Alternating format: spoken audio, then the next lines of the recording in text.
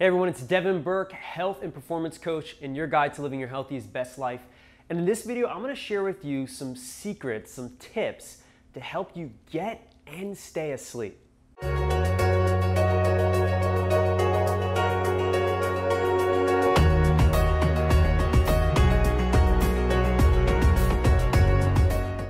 Okay, so if you're watching this video, chances are you either have one of two issues. Either you have trouble getting to sleep or you have trouble staying asleep. So I'm gonna address both of those concerns on today's video. And we're gonna first talk about the first challenge, which is getting to sleep.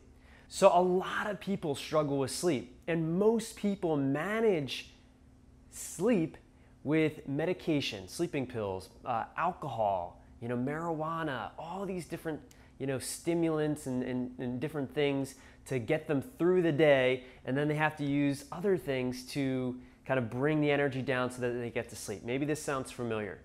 So really the key to getting to sleep starts the morning of. What I mean by that is what you do throughout the day is going to determine how hard or how easy it is for you to get asleep. And this really also applies for staying asleep throughout the night. So what do I mean by that? Well, number one, coffee. Coffee and other stimulants, specifically after 10 a.m., create a real problem for getting to sleep. Now, most people think, well, it doesn't really do that much for me. Trust me.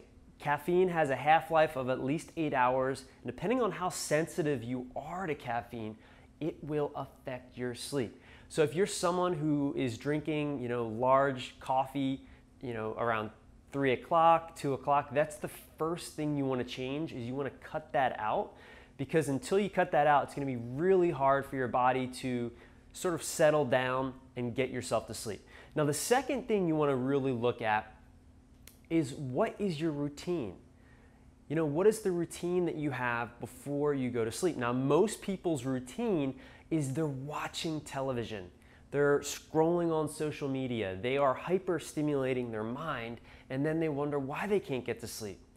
So in order to get to sleep, the first thing you have to do is, number one, is you have to cut out the caffeine.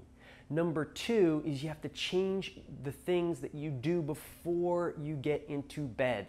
That means limiting your screen time. That means doing something that's actually going to relax your body outside of smoking marijuana or drinking alcohol or taking sleeping pills. Now, sleep can be tricky, right? And depending on your situation, depending on how healthy or unhealthy your lifestyle is going to depend on how effective what I'm sharing with you is. But really, if you just do these two things, number one, limit the caffeine, specifically after 10 a.m., and number two, you implement what I'm about to share with you before you go to bed, chances are you're going to get much deeper, more restful sleep and have a greater chance of getting and staying asleep. So what I'm going to recommend is turning off the screens and doing something that's going to relax you. That could be taking a hot shower. That could be stretching.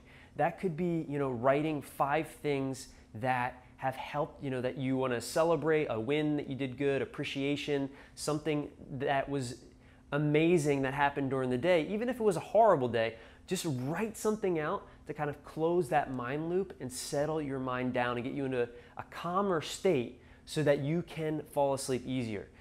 Now, the second challenge here is, maybe you're trying to get to sleep and you're laying and you're just staring at the ceiling, and it's one of those nights where you just can't seem to get to sleep.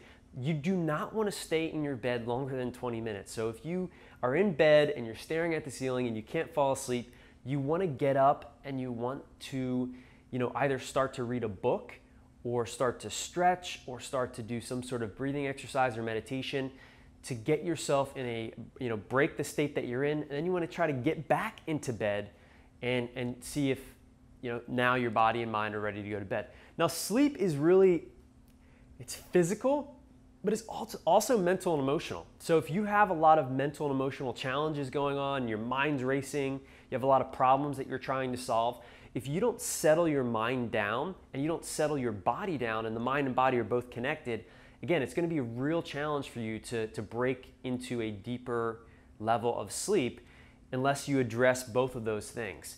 Now, for people that have trouble staying asleep, there's a couple things that you want to address. Your sleep environment. A lot of times people wake up in the middle of the night because they're hot. So you want to make sure that you drop the temperature in your room, black out shades, no light, no cell phone, get a regular alarm clock versus using your cell phone. And you really want to create a clean, relaxed, what I call sleep sanctuary to help you stay asleep throughout the night. Now again, sometimes sleep is a challenging topic and there's a lot of things that you could try to do. And a lot of times people try things, but they don't try them long enough to actually see if it makes a difference. Now, I definitely recommend that you also track your sleep. Now, there's a great tool, a sleep tracking device that I use, and I'll put a link in the comments below this video in the description, that helps you track your sleep. It's a very advanced tool, just came out, and you can't measure what you don't track. So if you're implementing some of the things that I'm sharing with you in this video, you want to see, hey, is it making a difference? Because maybe it is and you don't realize, and maybe you're doing these things, and then you get frustrated and you said, oh, that doesn't work, and you stop doing it, but it actually was working, you just didn't realize. Now, hopefully some of this information was valuable to you.